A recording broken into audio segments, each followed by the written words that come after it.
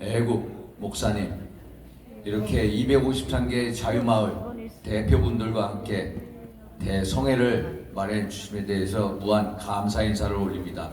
고맙습니다.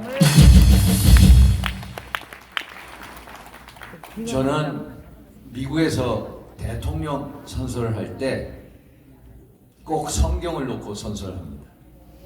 1860년 아브라함 링컨이 대통령 선서를 할 때 보면은 링컨이 10살 때 타계하신 어머니 낸시 여사가 주신 그 성경을 손에 얹고 대통령 선서를 합니다.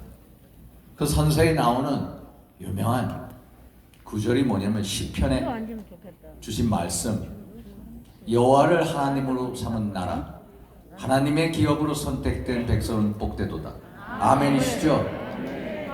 여호와를 하나님으로 삼은 나라, 하나님의 기업으로 선택된 백성은 복되도다.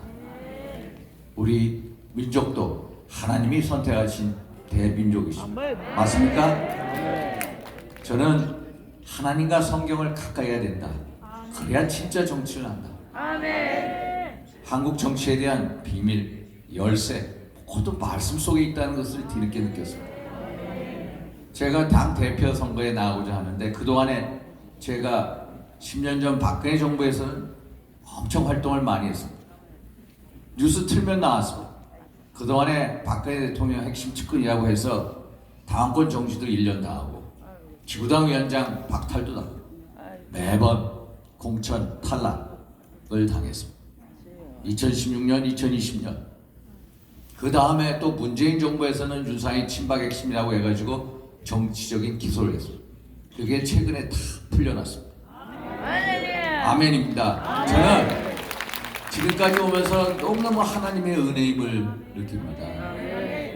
정말로 그 수많은 고난 속에서 잊어서게 했던 것, 오직 저희 지역에 가면은 저를 위해서 꼭 기도해 주시고, 제가 무속 나가도 항상 150분의 목사님들 오셔서 제 사무실에서 기도를 해주십니다. 그게 전부 하나님의 은혜였습니다. 전부 처절하게 새벽 기도를 하면서 눈물에 정말로 많은 눈물을 흘립니다. 저 윤상현을 불쌍히 여기소서, 저 윤상에 대한 긍휼함을 멈추지 말아 주소서. 당시에 선한 역사를 이룬 데 있어서 제어 불쌍한 윤상현이, 부족한 윤상현이 정치적 도구로 사용될 수 있게 해주시옵소서. 이런 기도를 올립니다. 사실 저는 수많은 정치적 고난 속에서 느낀 게 많습니다. 첫째, 박근혜 대통령 결국 탄핵에서 어떻게 됐습니까? 결국 무지막지한 상상할 수 없는 문재인 정부를 태동시키지 않았습니까? 지난 문재인 정부 5년 동안 정치 완전히 독재화됐죠. 경제 이루 말할 수 없을 정도로 망했습니다. 외교안보 모든 게 해체됐습니다. 지금 와서 보면은 문재인 대통령이 박근혜 대통령보다 잘한 게 있습니까? 하나도 없습니다. 그런데 우리는 우리가 뽑은 대통령을 우리 스스로 탄핵한 정말 어리석은 국민의힘이었습니다. 안 그렇습니까? 또 저 같은 사람 박근혜 대통령 핵심 세력이라고 해서 결국 매번 공천 잘랐습니다. 그건 살아왔습니다. 그래서 이 당이 어떻게 됐습니까? 망조가 들지 않았습니까? 지난 20대 총선 때 고작해야 100석 넘지 않았습니까? 결국 이런 식의 남을 탄핵하고 징계하고 뺄셈하는 정치는 결국 우리 모두를 망친다.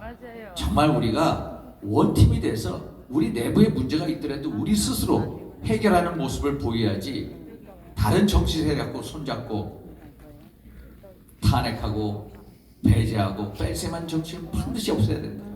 이 국민의힘의 DNA를 없애야 됩니다. 안 그렇습니까? 제가 나서는 이유는 오랜만에 이 국민의힘의 고질적인 병폐적인 DNA, 자기 자신만의 이익을 찾는 DNA, 결국 뺄셈 정치의 DNA를 없애자, 배신의 정치의 DNA를 없애자. 결국 왜 이렇게 됩니까? 왜 눈앞에 이익만 쫓는 국민의힘입니까? 이념이었기 때문입니다. 이념. 같은 동료들에 대해서 자유민주 우파로서의 통치적인 의식이었기 때문에 자기 자신의 이익만 되찾고 이게 안 맞으면은 탄핵하고 잘라내고 징계하고 이게 국민의힘의 고질적인 병폐입니다. 안 그렇습니까? 그래서 이 당을 바꿔야 되겠다. 제가 정치를 한 지 20년 됐습니다. 20년 만에 이 당 이렇게 하면은 망조가 된다. 이 당의 망조가 아니라 결국 대한민국이 망조가 된다. 윤상현이가 정말로 혁신의 DNA로 꼭 국민의힘을 바꿔야 되겠다. 안 그렇습니까, 여러분? 맞죠? 이익 집단이 아니라 정말로 같은 동료들끼리 자유민주주의 우파적인 통지를 갖는 이념성이 있는 정당, 또 뺄셈 정치가 아니라 덧셈의 정치를 하는 정당, 그리고 서비스를 주는 정당. 국민들이나 당원들 앞에 군림하는 정당이 아니라 언제든지 찾아가서 민원을 상담하고 24시간 중앙당의 민원국이 불이 꺼지지 않는 정당, 그리고 당원이 국민이 진짜 주인이 되는 그런 정당. 그래야 그런 모습의 국민의힘이 돼야 똑바로 쓰고, 그래야 윤석열 정부 성공시키고, 그래야 대한민국이 성공하지 않겠습니까?